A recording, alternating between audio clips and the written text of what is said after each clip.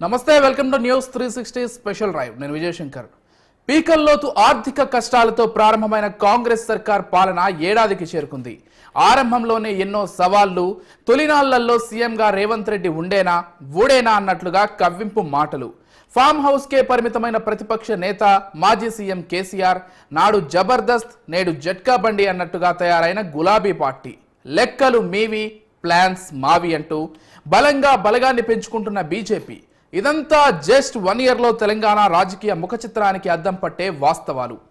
కాంగ్రెస్ సర్కార్ పూర్తి స్థాయిలో సంక్షేమాన్ని ప్రజల దరి చేర్చనుందా? ప్రతిపక్షాల విమర్శలు, ఆరోపణల్లో నిజమెంత? అభివృద్ధిని అడ్డుకుంటుందెవరు? తిప్పి కొడుతున్నదెవరు?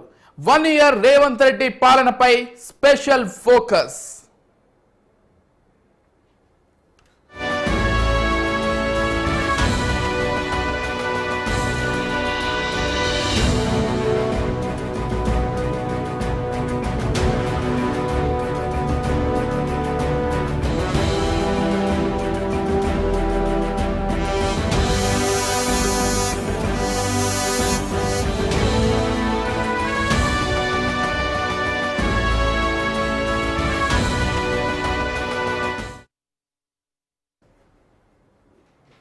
రెండు 2023 అసెంబ్లీ ఎన్నికల్లో తెలంగాణ ప్రజలు కాంగ్రెస్ కు అధికారం ఇచ్చారు. 64 స్థానాలతో హస్తం పార్టీ విజేతగా నిలబడింది. ఆ తర్వాత జరిగిన ఉప ఎన్నికల్లో మరో సీటు కైవసం చేసుకుంది. కాంగ్రెస్ విజయంలో నాటి పిసిసి అధ్యక్షుడు రేవంత్ రెడ్డి కీలక పాత్ర పోషించారు. సీఎం పీఠం ఆయన్నే వరించింది. 2023 డిసెంబర్ 7న జరిగిన అట్టహాస సభకు కాంగ్రెస్ చీఫ్ ఖర్గే, అగ్రనేతలు సోనియా గాంధీ, రాహుల్, ప్రియాంక వాద్రాలు హాజరయ్యారు. ముఖ్యమంత్రితో సహా 11 మంది సీనియర్ నేతలు మంత్రులుగా కొలువు తీరారు. 2 టర్ముల పాలన సాగించిన బీఆర్ఎస్ ను మట్టి కరిపించడం అంటే ఆషామాషీ కాదు. టీపీసీసీ అధ్యక్షుడిగా బాధ్యతలు చేపట్టాక రేవంత్ రెడ్డి కేసీఆర్ ను ఢీకొట్టే సత్తాకు చేరుకున్నారు. ఎన్నికల సమయంలో రేవంత్ దూకుడును ముందుగానే గుర్తించిన కొంతమంది బీఆర్ఎస్ కీలక నేతలు హస్తం తీర్థం పుచ్చుకోవడం, విజయబావుటాను ఎగరవేయటం అన్నీ జరిగిపోయాయి.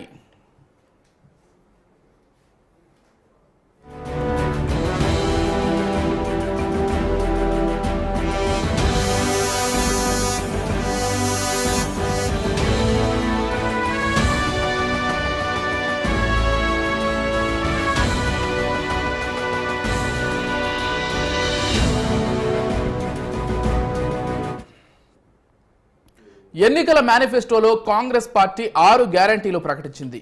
మహాలక్ష్మి, రైతు భరోసా, గృహజ్యోతి, ఇందిరమ్మ ఇల్లు, యువ వికాసం, చేయూత కింద అన్ని వర్గాల ప్రజలను ఆకట్టుకునేలా ప్రకటించారు. అధికారంలోకి వచ్చిన వెంటనే మహిళలకు ఆర్టీసీ బస్సులో ఉచిత ప్రయాణంతో పాటు ఆరోగ్యశ్రీ లబ్ధిదారుల పరిధిని 10 లక్షలకు పెంచారు. కేసీఆర్ పాలనలో వెలిగిన ప్రగతి భవన్ పేరును ప్రజావాణిగా మార్చారు. ఆంక్షలు సైతం ఎత్తివేశారు. బారికేడ్లను తొలగించి ప్రజా పాలనకు రేవంత్ రెడ్డి సర్కార్ శ్రీకారం చుట్టింది. ప్రజా దర్బార్ కార్యక్రమాన్ని రేవంత్ సర్కార్ తీసుకొచ్చింది.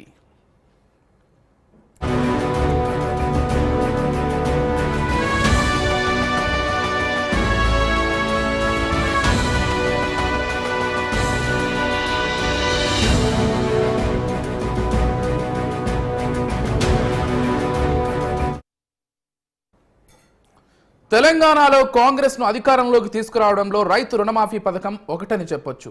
అయితే అధికారం చేపట్టిన వెంటనే రాష్ట్ర ఖజానాపై దృష్టి పెట్టిన రేవంత్ సర్కార్ డబ్బులు లేవన్న సంగతిని గుర్తించింది. దీంతో రైతు రుణమాఫీ అమల్లో జాప్యం చోటు చేసుకుంది. చివరకు దేశంలో ఎక్కడా లేని విధంగా 3 విడతల్లో దశల వారీగా 1,00,000, 1.5 లక్ష, 2 లక్షల వరకు నిబంధనల మేర రైతుల బ్యాంకు ఖాతాల్లో జమ అయ్యాయి. ఇందుకోసం ప్రభుత్వం సుమారు 21,000 కోట్ల రూపాయలను ఖర్చు చేసింది. దీంతో పాటు 200 యూనిట్ల ఉచిత కరెంటు, 500కే గ్యాస్ సిలిండర్ హామీలను కూడా నెరవేర్చింది.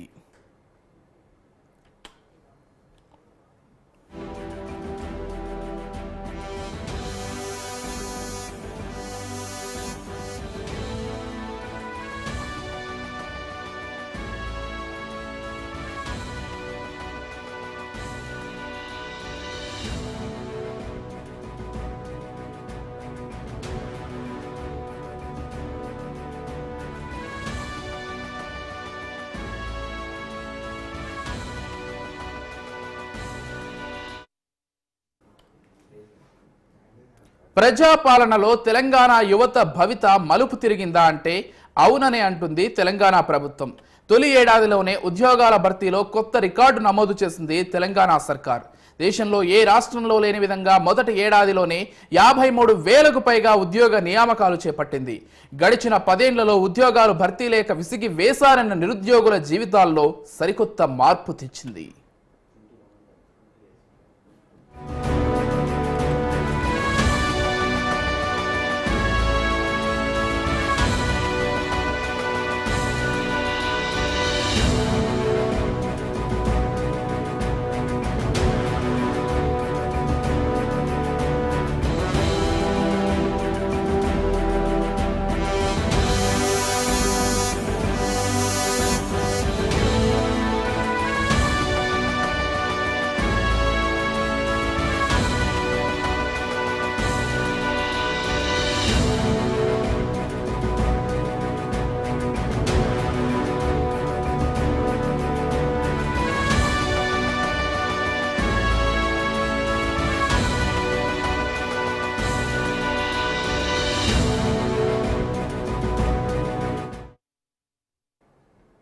యూపీపీఎస్సీ తరహాలో తెలంగాణ పబ్లిక్ సర్వీస్ కమిషన్ ప్రక్షాళన చేపట్టారు.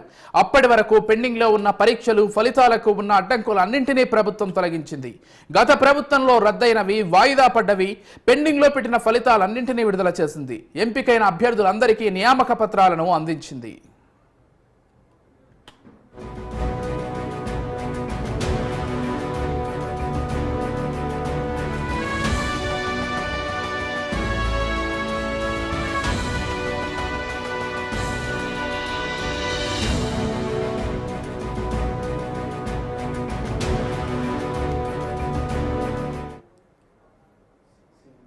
ప్రత్యేక తెలంగాణ ఏర్పాటైన 10 ఏళ్లుగా నోచుకొని పోటీ పరీక్షలను సైతం రేవంత్ సర్కార్ పూర్తి చేసింది.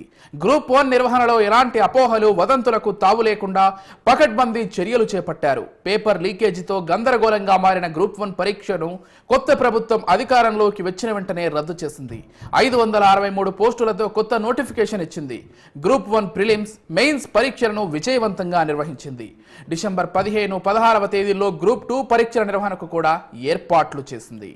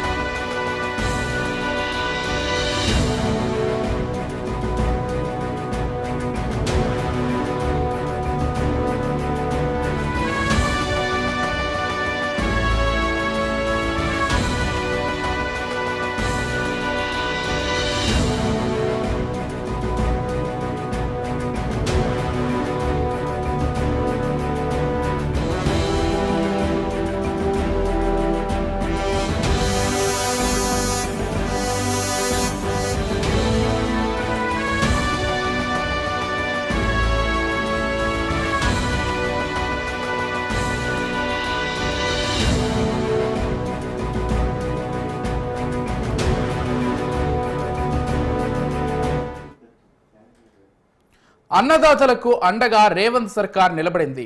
రైతు రుణమాఫీతో పాటు రైతు భరోసా, సన్నధాన్యానికి 500 రూపాయల బోనస్, ఉచిత విద్యుత్తు, రైతు బీమాను రైతాంగానికి ఇవ్వడమే కాదు, అందుకు 54,000 కోట్ల లెక్కలు కూడా ఉన్నాయని రేవంత్ సర్కార్ కుండ బద్దలు కొట్టినట్లు చెబుతోంది.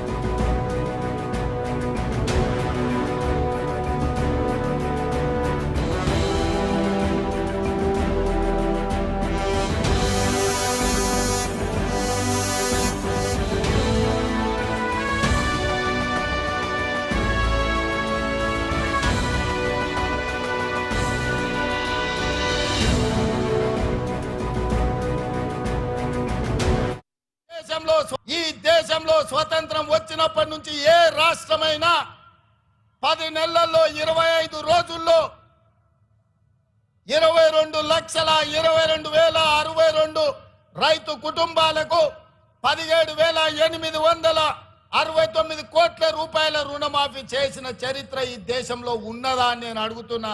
చర్చలకు మీరు సిద్ధంగా ఉన్నారా నరేంద్ర మోడీ గారు అని నేను అడుగుతున్నా. నరేంద్ర మోడీ గారు వస్తారా చర్చకు? కల్వకుంట్ల చంద్రశేఖరరావు గారు వస్తారా? మీరిద్దరు కలిసి రాండి. ఈ రోజు మా బట్టి గారు మా చేతుల మీదుగా, మా ఆడబిడ్డల చేతి మీదుగా 3,13,000 కుటుంబాలకు 2,747 కోట్ల రూపాయలు 4వ విడత రైతు రుణమాఫీ చేసిన, మొత్తంగా 25 లక్షల రైతు కుటుంబాలకు 21,000 కోట్ల రూపాయల రైతు రుణమాఫీ మొదటి సంవత్సరంలో చేసిన ప్రభుత్వం, ప్రజా పాలన ఈ దేశంలో ఉన్నదే అంటే అది తెలంగాణ. ఈ తెలంగాణ రాష్ట్రం రైతులకు రుణమాఫీ చేసిందంటే సోనియమ్మ ఆశీర్వాదంతో, రాహుల్ గాంధీ గారు ఇచ్చిన గ్యారంటీతో చేసినామని నేను చెప్తున్నా. మొదటి సంవత్సరంలో 25 లక్షల రైతు కుటుంబాలకు 21,000 కోట్ల రూపాయల రైతు రుణమాఫీ చేసిన పేటెంట్ కాంగ్రెస్ పార్టీ గ్యారంటీ అని నేను చెప్పాను. దేశంలో ఎక్కడా లేని విధంగా తెలంగాణలో వార్షిక జాబ్ క్యాలెండర్ను సైతం సర్కార్ ప్రకటించింది. బీఆర్ఎస్ హయాంలో 10 ఏళ్లలో ఒకేసారి డిఎస్సి వేసి 7,857 టీచర్ పోస్టులు భర్తీ చేస్తే, కొత్త ప్రభుత్వం కేవలం 10 నెలల వ్యవధిలోనే 11,062 పోస్టులతో మెగా డిఎస్సి నిర్వహించింది. సుమారు 10,000 మంది ఉద్యోగాల్లో చేరారు.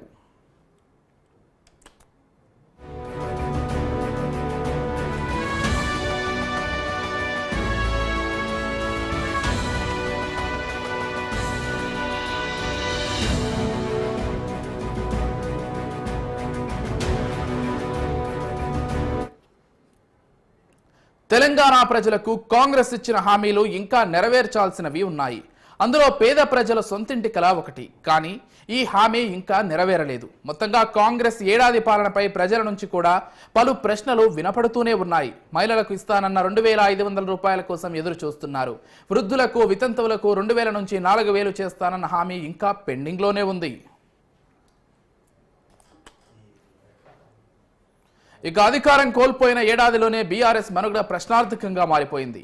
మాజీ సీఎం కేసీఆర్ అసెంబ్లీ వైపు కన్నెత్తి చూడలేకపోయారు. తొలుత ఆరోగ్యం నేపథ్యం, ఆ తర్వాత కేవలం ఫామ్ హౌస్కే పరిమితమయ్యారు.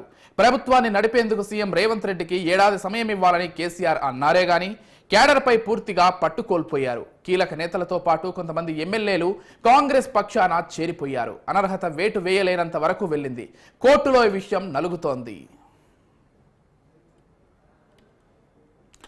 ఒక దశలో హైదరాబాద్ బ్రాండ్ ఇమేజ్ కూడా తెరపైకి వచ్చింది. జంప్ నేతల వ్యవహారాన్ని దీన్నే ముడిపెట్టారు. రెచ్చగొట్టే వ్యాఖ్యలు, నేతల మధ్య పొలిటికల్ ఫైట్ రాష్ట్రాభివృద్ధిపై ప్రభావం పడేలా దారితీశాయి. ఈ మాటలన్నీ సీరియస్ గా తీసుకున్న ప్రభుత్వం బ్రాండ్కు బాసటగా నిలిచింది. విధ్వంసకర ఆలోచనలకు తెరతీసిన వారిపై కేసులు పెట్టేందుకు రెడీ అవ్వడంతో సర్కార్ వ్యూహంతో స్వార్థ రాజకీయ నేతల పన్నాగం ఫలించలేదు.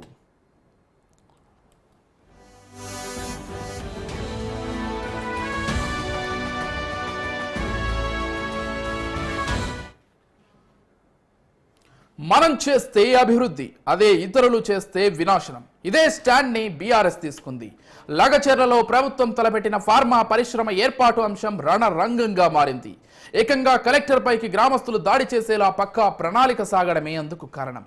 బాధ్యులుగా ఆరోపణలు ఎదుర్కొంటున్న బీఆర్ఎస్ మాజీ ఎమ్మెల్యే పట్నం నరేందర్ రెడ్డికి జైలు ఊచలు లెక్కించక తప్పలేదు.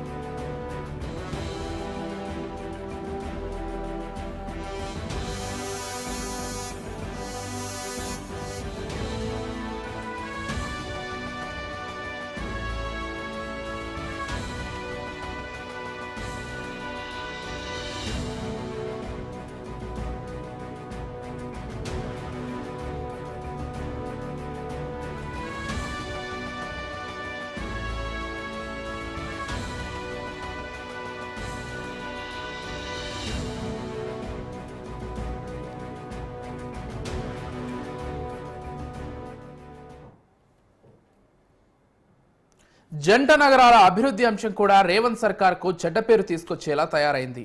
ప్రభుత్వ స్థలాలు, చెరువులు, కుంటలు, నాలాలు ఆక్రమించిన వారిపై ఉక్కుపాదం మోపేలా సీఎం రేవంత్ హైడ్రా చట్టాన్ని తీసుకొచ్చారు.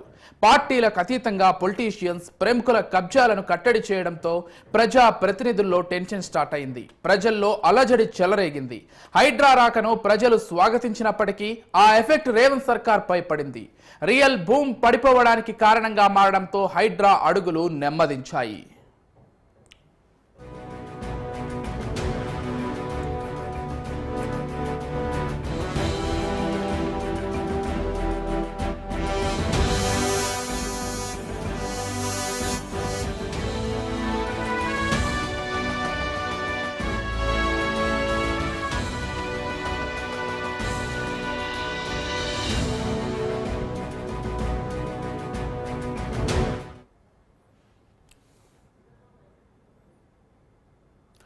మురుగునీటితో నిండిన మూసీ నది ప్రక్షాళన, సుందరీకరణ అంశం కూడా పుండు మీద పుట్రలా కాంగ్రెస్ సర్కార్కు తయారైంది. 4 కోట్ల మంది తెలంగాణ ప్రజల కోసమని ప్రభుత్వం చేపడుతున్నప్పటికీ ప్రతిపక్షాలు మూసీ అంశాన్ని రాజకీయంగా వాడుకున్నాయి. ఆలు లేదు, చూలు లేదు, కానీ పేరు పెట్టారంటూ అన్ను చందంగా మారింది.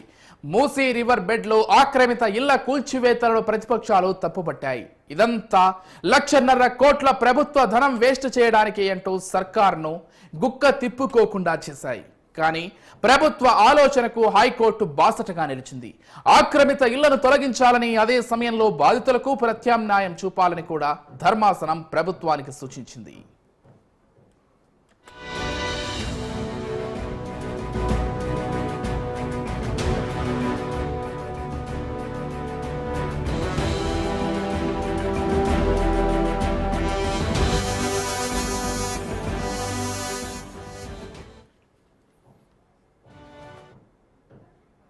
ఏడాదిలో చాప కింద నీరులా తన బలగాన్ని పెంచుకుంది మాత్రం బీజేపీని. అసెంబ్లీ ఎన్నికలతో పోలిస్తే సార్వత్రిక ఎన్నికల్లో కమలం పార్టీ ఓటు బ్యాంకు బాగా పెరిగింది. 2వ స్థానంలో ఉన్న బీఆర్ఎస్ 3వ స్థానానికి పడిపోయింది. 8 ఎంపీ సీట్లను బీజేపీ కైవసం చేసుకుంది. 2028 అసెంబ్లీ ఎన్నికల నాటికి కాంగ్రెస్ కు ప్రత్యామ్నాయం కమలం పార్టీనే అన్నట్లుగా పరిస్థితులు చేరుకున్నాయి. అందుకు తగ్గట్టుగానే ప్రధాని మోదీ సైతం రాష్ట్ర నేతలకు దిశా నిర్దేశం చేస్తున్నారు.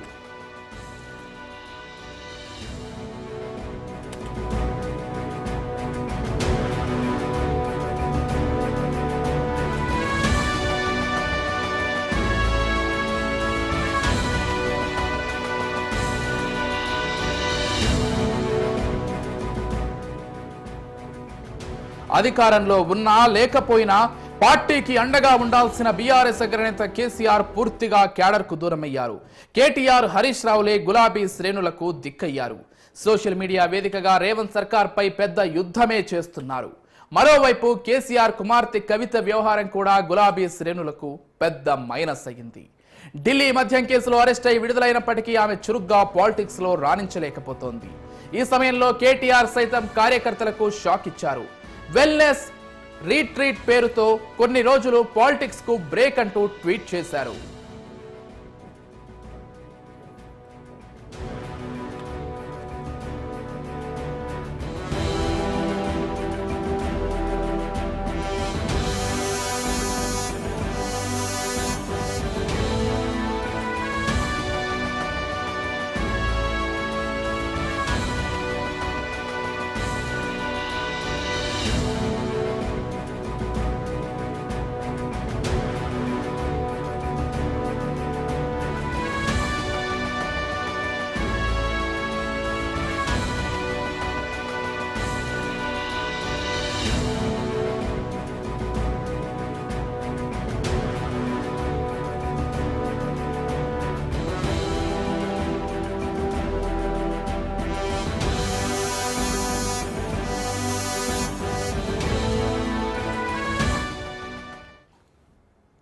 మరోవైపు డిసెంబర్ 7 నాటికి కాంగ్రెస్ ప్రభుత్వం ఏర్పడి ఏడాది కాలం పూర్తి కానున్న నేపథ్యంలో తెలంగాణ వ్యాప్తంగా సంబరాలు జరపాలని రేవంత్ ప్రభుత్వం నిర్ణయం తీసుకుంది.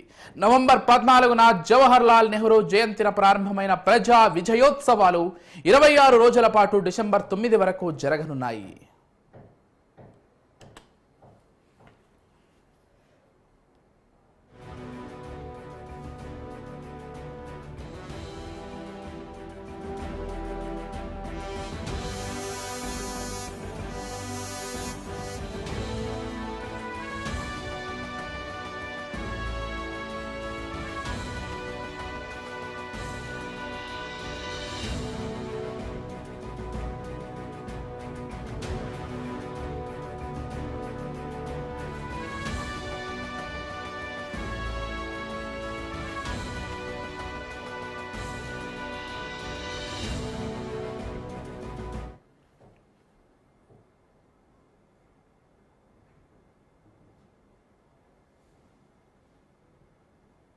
కాంగ్రెస్ ఏడాది పాలన సంబరాలపై ప్రతిపక్షాలు మాత్రం ఆగ్రహం వ్యక్తం చేస్తున్నాయి.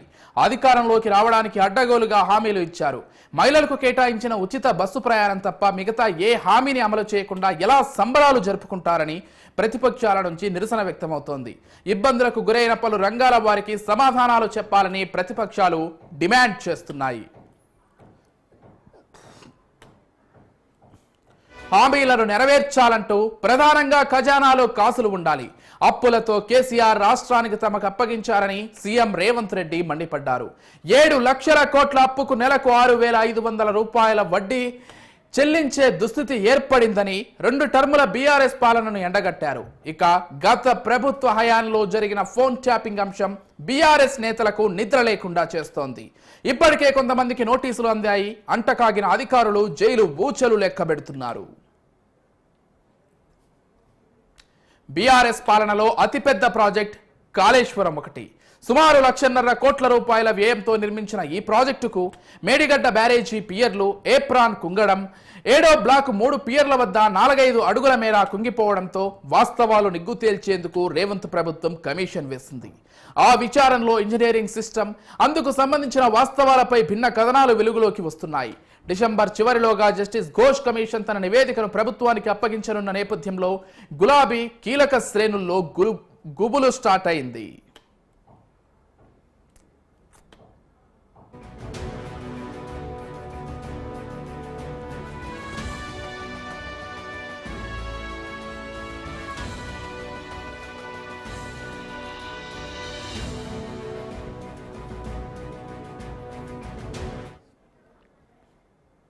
వాస్తవానికి కాంగ్రెస్ సర్కార్ ఏర్పాటై ఏడాది మాత్రమే పూర్తయింది. ఇప్పటి వరకు లెక్కలు తేల్చడమే సరిపోయింది. ఖజానాపై ఇప్పుడిప్పుడే ఫోకస్ పెడుతున్నారు. ఇక రాబోయే సంస్థాగత ఎన్నికలతో క్షేత్రస్థాయిలో బలపడే ప్లాన్స్ పై అన్ని పార్టీలు బేరీజు వేసుకుంటున్నాయి. మొత్తంగా సీఎం రేవంత్ రెడ్డి పులి మీద స్వారీ చేస్తున్నారనే చెప్పాలి. ఏది మన చేతుల్లో లేదు, కాలమే దారి చూపుతుంది. ఆల్ ది బెస్ట్ చెప్పడమే మిగిలింది. ఇది ఇవాల్టి special drive. Keep watching News 360.